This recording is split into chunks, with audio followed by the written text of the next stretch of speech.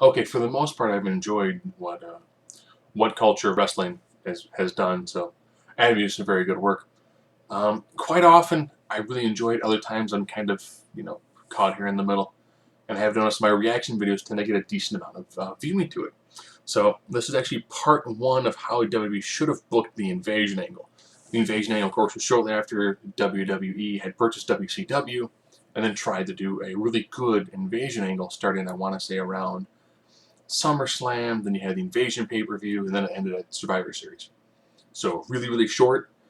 They didn't have a lot of the really, really great wrestlers because of contract negotiations. So let's see what he does with this. I'm Adam from WhatCulture.com, and welcome to how WWE should have booked, where I look back at infamous WWE misbooking opportunities and talk about how I would book them differently because I'm a smart ass. Right, okay, so cards on the table. I'm a little nervous right now. We've teased this one for a while. We sort of doubled down on the whole hubris thing, and my gimmick is that I'm sort of smug. So if I fail at this, there's no coming back. There's no coming back for me. Sam will just take me outside and put two in the back of my head and replace me with Pachinti. Some of you think you do that, but you don't. So by doing this video, I've sort of put a massive target on my back, but as long as nothing bad happens, we'll be fine. Right. The Invasion. The single biggest missed booking opportunity in WWE's entire history.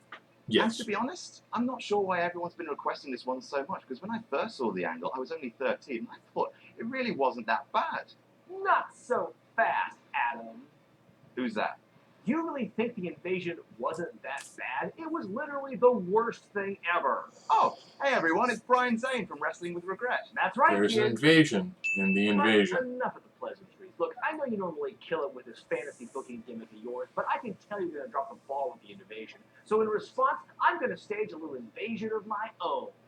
You don't mean... That's right. As of right now, Wrestling with Regret is invading What Culture Wrestling, and I'm not coming alone, Jack. Now, I couldn't get the recurring characters like Mike the Maleficent Love Machine or Lou Albano or Jim Cornette. They were too busy for this. But I was able to get some of my one-off Nice nod there. like Claude the French Supermodel and the guys from the boardroom scene in my Grandmasters of Wrestling review. But those guys are still very valuable. So wait, you're an established brand, but you're not bringing all of the characters that people really like. Yeah, I can see how that would be annoying.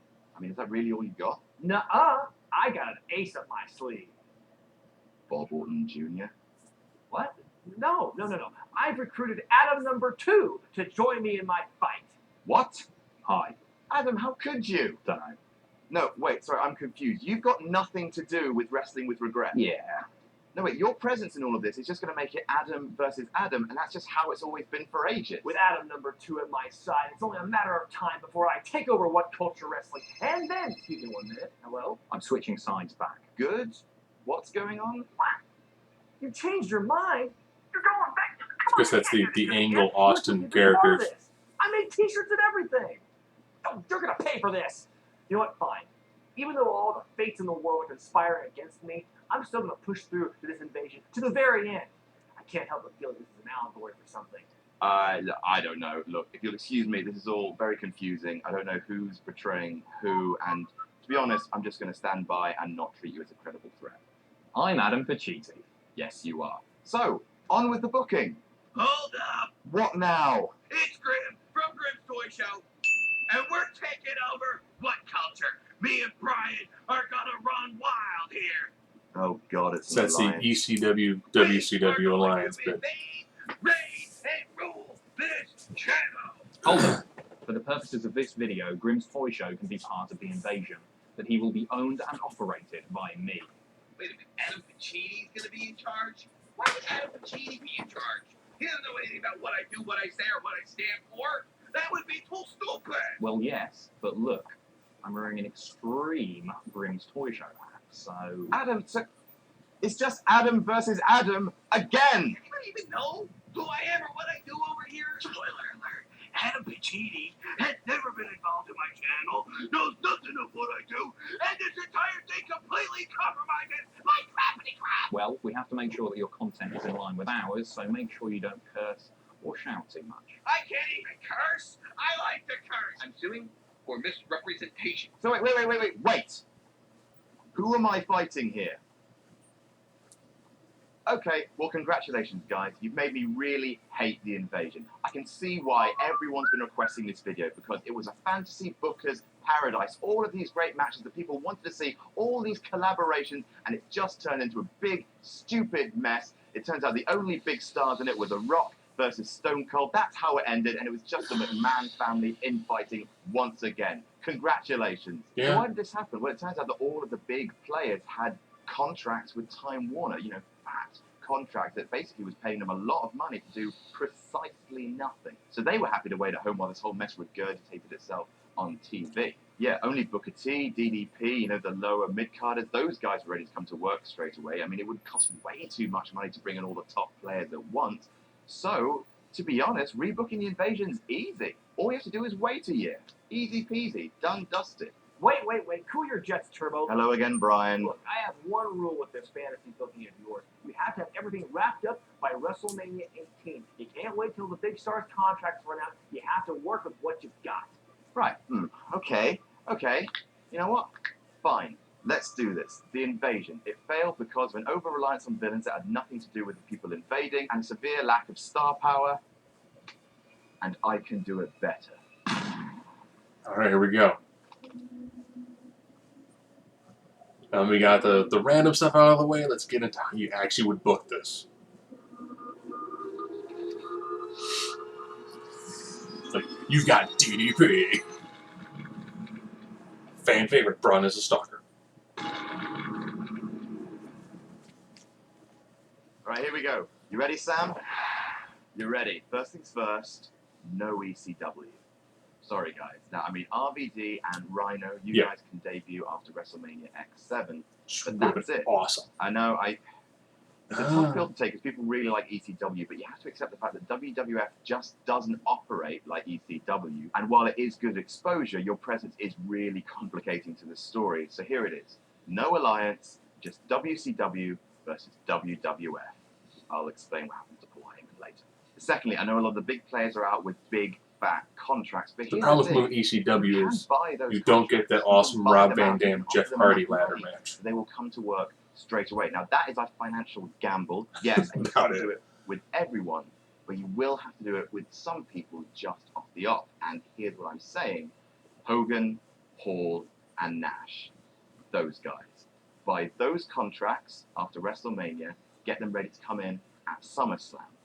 It will probably be a stupid amount of money, absolutely, but you need the NWO. They represent WCW at its most WWF ass-kicking point. That's what got them that huge 80-week rating lead. Yes. You need those guys front and center. Or Goldberg.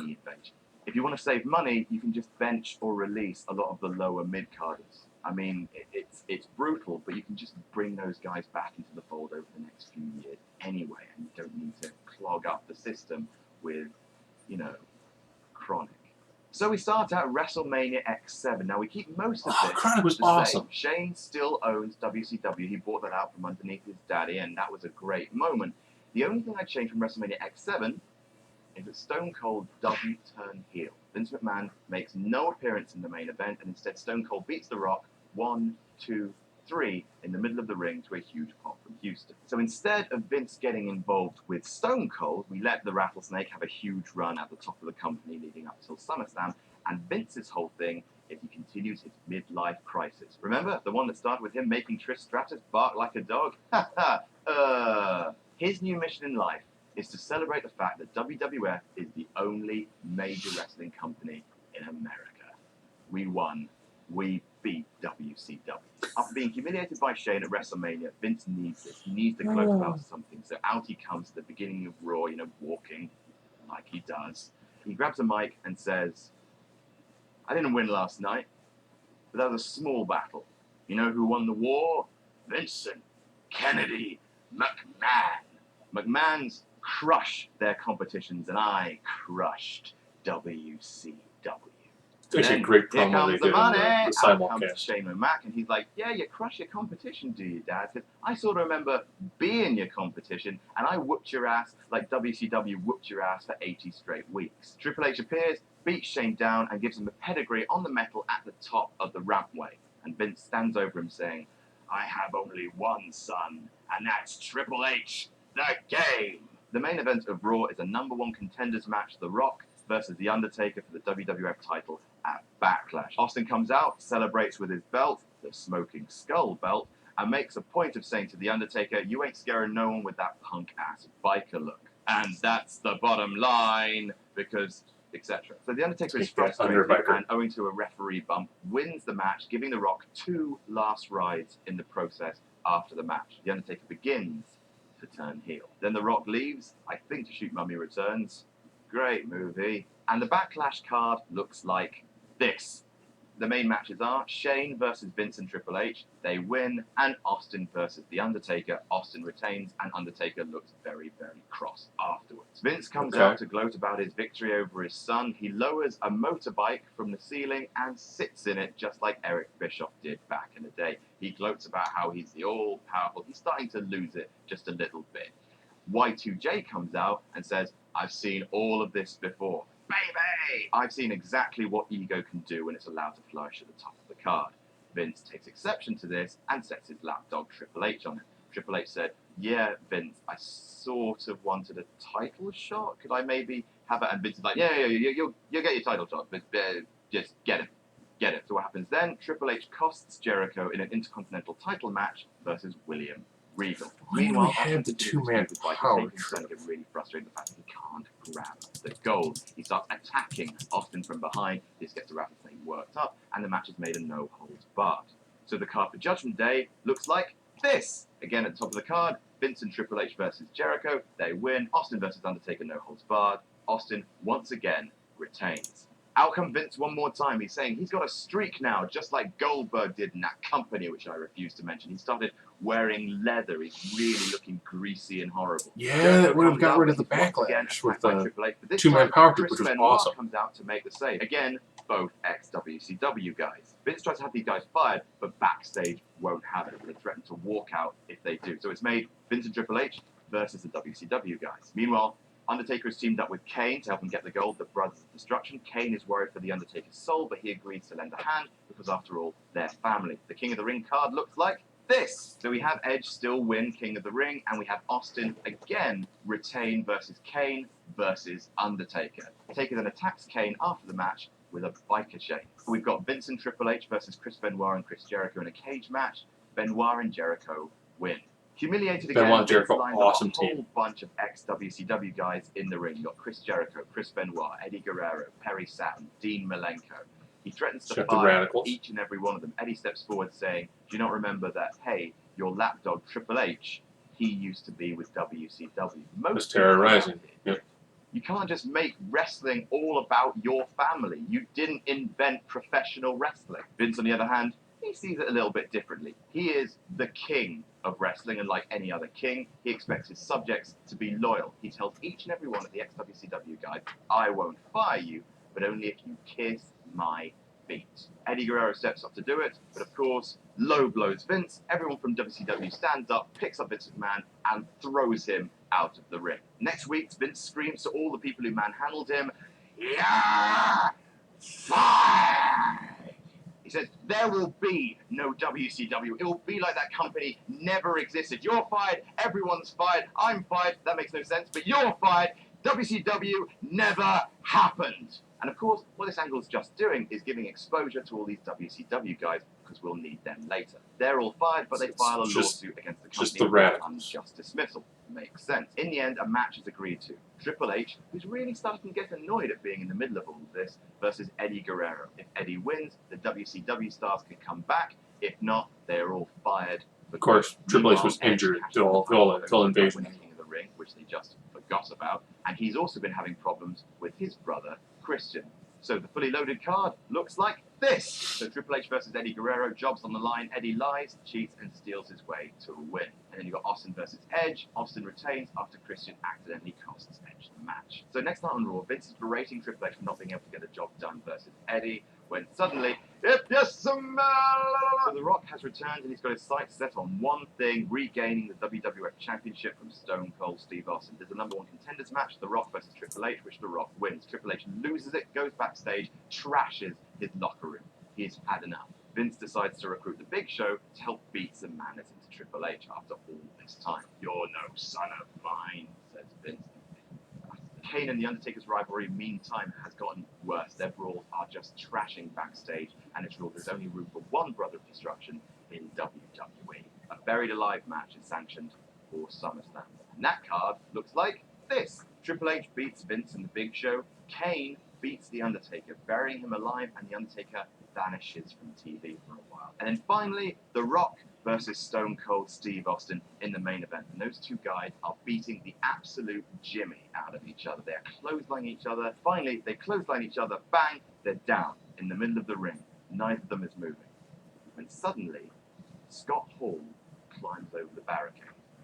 I was like, Scott Hall. So there's Scott Hall looks redoing the first joined time the NWO showed up, or the Outsiders, I should say. Suddenly, they're rushed by security guards, and they beat down 5, 6, 7 security guards by themselves. They're all lying on the floor, and then suddenly they do this. Out comes Hulk Hogan, and the NWO just stand there. Finally, your Rock and Austin have got to their feet by this point. They're just looking at them, and then they rush the ring, beat both men down. They beat up the announcers, they beat up the timekeeper, they beat up the referee. They So no one has like beat down everybody. They spray WCW in the middle of the ring, and finally, out comes from the crowd Eric Bischoff. He looks around the ring, gives that smug old grin, you know, like I have. He grabs a shoulder camera, smacks Austin with it, then looks at it and says, "Did you think we were just going to go away?"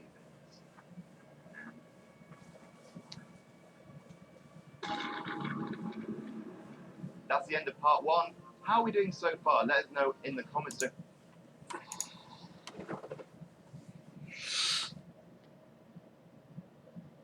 Okay, so his idea to make the invasion angle better is to rehash other things that happened previously when the NWO invaded into WCW.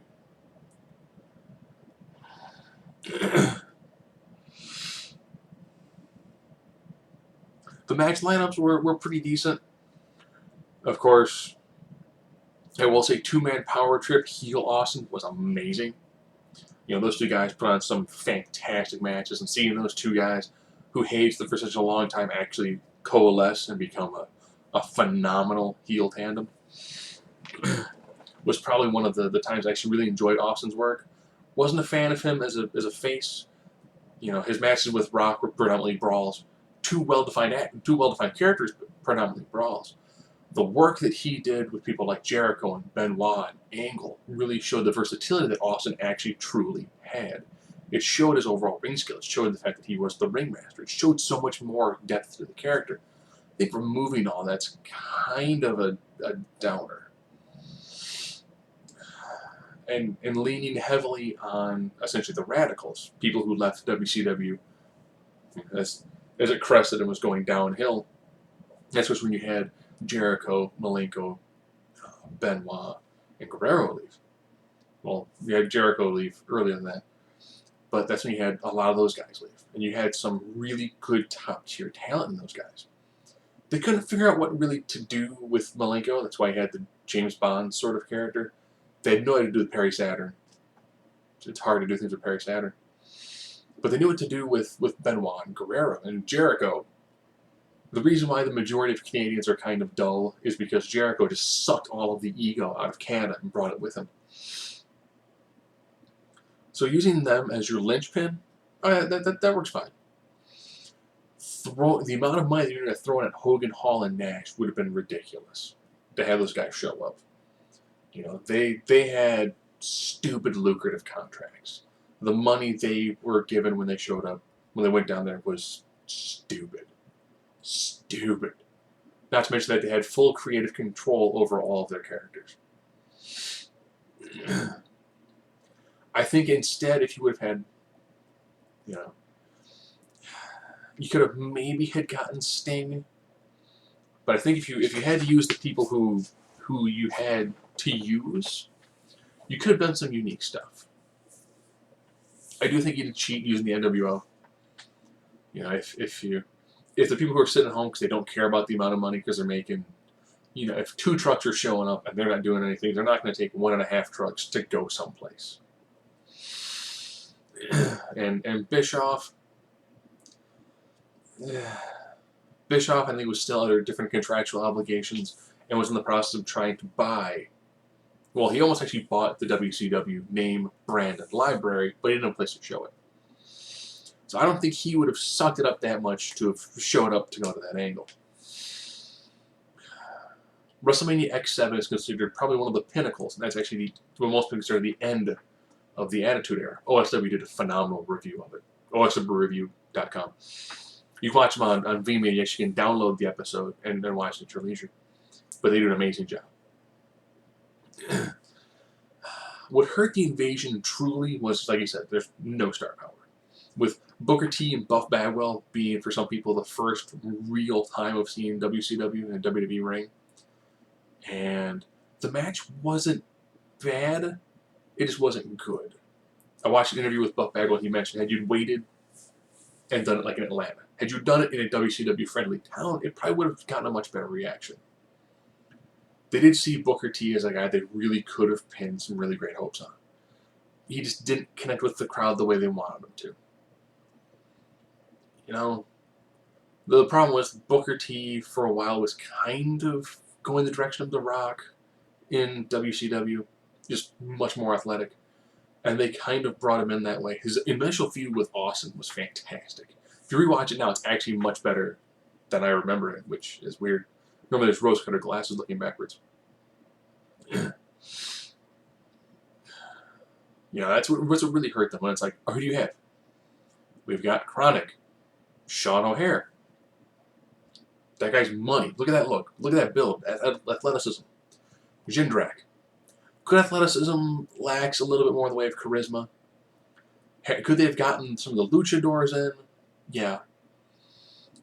The Invasion was horrible because a lot of guys had good money contracts and sat at home. Let's say you do that same spot where, you know, they get knocked down and then Goldberg shows up. Problem is Goldberg not very good on the mic. So Goldberg needs someone who can talk for him. Imagine if instead you would have had DDP. DDP was on his way for showing up anyways to be the stalker, which, talk about ruining a character. And then they made him a motivational speaker. It's not a bad thing. It's a good thing. Yeah, I have the DDP yoga app thing, so I know he does that in one of his videos. You know, had they brought DDP in, you know, had DDP had shown up, hit the diamond cutter on both of them, and the crowd would have been like, who's that guy? That could have been a unique moment.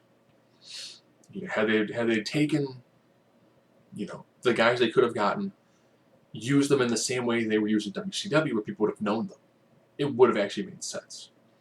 You know, they could have met with the other WCW guys. I like using the Radicals, using the guys who are there, who had a background in WCW. I think that works. The problem with me, like Triple H was in it, well, so was Austin. There's a lot of guys who were in WCW before they went to the WWE. So, you know, there's a lot of guys they could have done that with. I do think going with those 5 guys, with your Jericho, your Benoit, your Malenko, your Perry Saturn, your Guerrero, that's a good, solid team. It was weird that then he had, you know, oh, hey, he goes for Big Show. He was a giant in WCW. He would have signed with the WCW guys, where he really, really made his mark. So you can have Big Show turn, thus beginning the cycle of him turning back and forth all the time. Maybe having Triple H be the guy who would have sided with the WCW guys. Would have given them that other big star. But overall, not a bad start. I will say I loved the 2-man power trip. I thought that was an awesome, awesome moment. I think losing that, as well as going, oh, we'll just throw the money to bring these guys in. They didn't care. You can watch enough interviews with Nash. Nash is like, I have a ton of money. Why would I go anywhere? The amount of money they would have thrown at them would have probably bankrupted the company. You know, and bringing in Bischoff at that time, he was burned out. He wouldn't have done it. They would have thrown so much money at those 4 guys.